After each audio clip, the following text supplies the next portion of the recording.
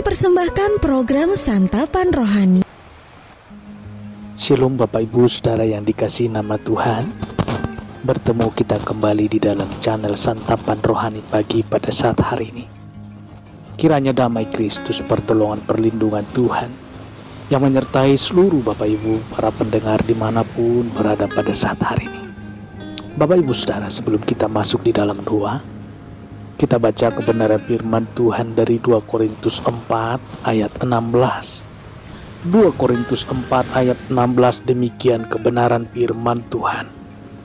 Sebab itu kami tidak tawar hati, tetapi meskipun manusia lahiriah kami semakin merosot, namun manusia batiniah kami dibaharui dari hari ke sehari.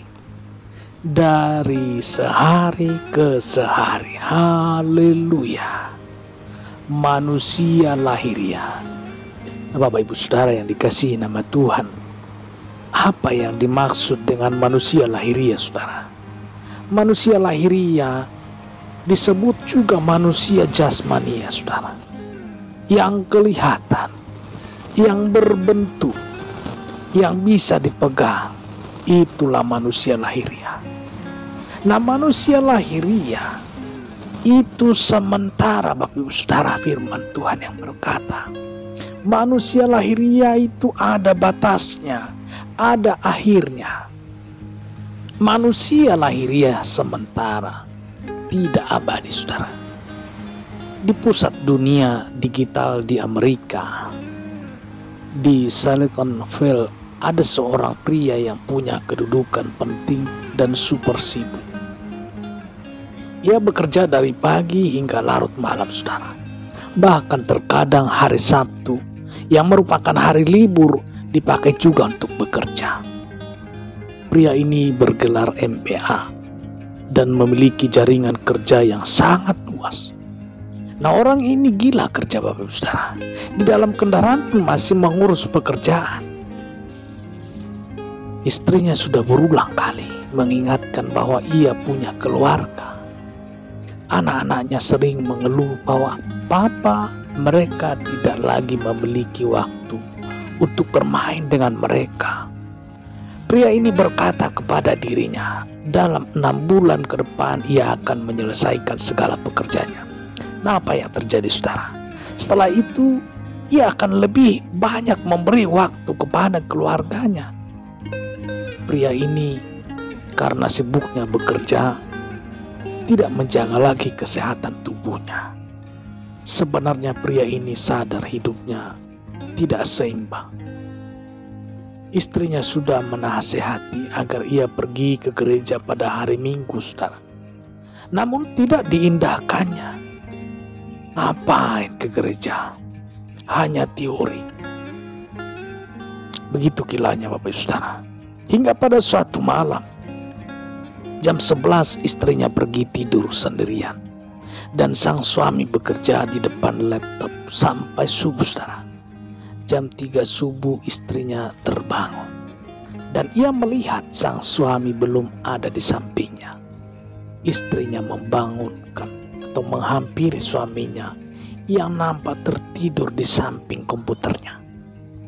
Sang istri menyentuh bahu suaminya, tetapi tubuhnya terasa dingin, Saudara.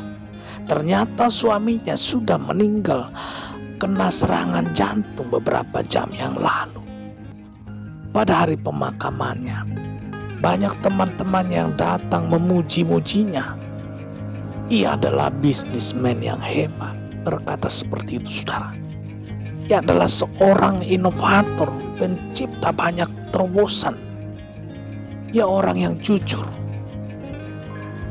Teman-temannya membuat tugu peringatan dari batu marmer di atas makamnya dan menuliskannya satu kata yang sangat disukai pria ini, yaitu sukses.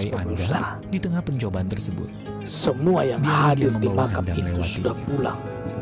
Dan ketika hari Tuhan Yesus, Engkau lebih malam, berkuasa daripada seorang badai apapun. malaikat diutus ke Bawalah aku kuburan. melewati badai yang sedang Malaikat kuhadapi menulis sekarang. satu kata di atas batu nisan itu. Bodoh. Memang laki-laki yang dianggap hebat ini bukanlah orang jahat atau nakal, saudara. Dia hanya disebut bodoh. Ia tidak secara sengaja menyanyiakan keluarganya. Ia juga bukan orang serakah, saudara. Ia juga tidak bermaksud melawan Tuhan. Ia hanya meminta waktu sejenak, beberapa saat untuk mengejar cita-citanya. Ia hanya terlalu sibuk untuk hal-hal yang kurang penting dan mengabaikan hal yang lebih penting. Ia disebut bodoh karena mencurahkan hidupnya untuk sesuatu yang bersifat sementara, saudara. Sang suami ini sudah lama menjadi Kristen, tetapi dia lebih mengutamakan uang daripada kerohaniannya. Ia berusaha sekuat tenaganya untuk menjadi kaya di depan manusia, tetapi tidak menjadi kaya di hadapan Tuhan. Bapak Ibu Saudara, kita simak dalam Lukas 12 ayat 21. Demikian kebenaran firman. Demikianlah jadinya dengan orang yang mengumpulkan harta bagi dirinya sendiri, jikalau ia tidak kaya di hadapan Allah. Bapak Ibu Saudara, demikian kebenaran firman Tuhan di pagi hari ini. Firman Tuhan yang mengingatkan kita. Selamat beraktivitas, terus jaga protokol kesehatan, tetap semangat, salam sehat, salam hebat.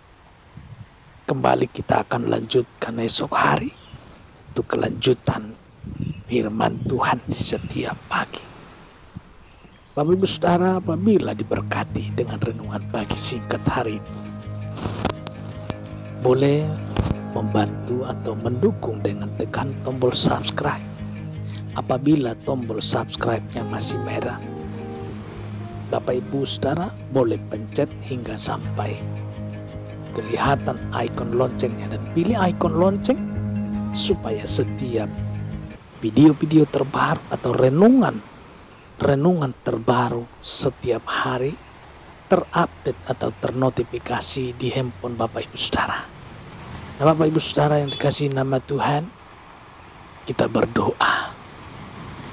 Bapa di dalam surga, terima kasih ya Tuhan, untuk pagi hari yang indah ini kami mengucap syukur. Kasih setiap pertolongan dan perlindungan-Mu yang memberkati kami seluruh para pendengar yang hadir yang mendengarkan pada saat pagi hari ini. Kami yakin dan percaya bahwa Engkaulah Allah kami yang mengetahui segala sesuatunya. Itulah sebabnya pada saat pagi hari ini, biarlah Engkau hadir di dalam tubuh dan jiwa kami, sehingga cara berpikir kami dibaharui oleh kebenaran firman. Cara bertindak kami dibaharui oleh kebenaran firman. Di dalam nama-Mu Tuhan Yesus, apabila di antara pendengar ada yang mengalami suatu penyakit, Kau sembuhkan. Di dalam nama Yesus Tuhan, kami berdoa dan mengucap syukur. Haleluya. Amin. Tuhan Yesus memberkati. Bertemu kita kembali dalam renungan selanjutnya. Haleluya. Amin.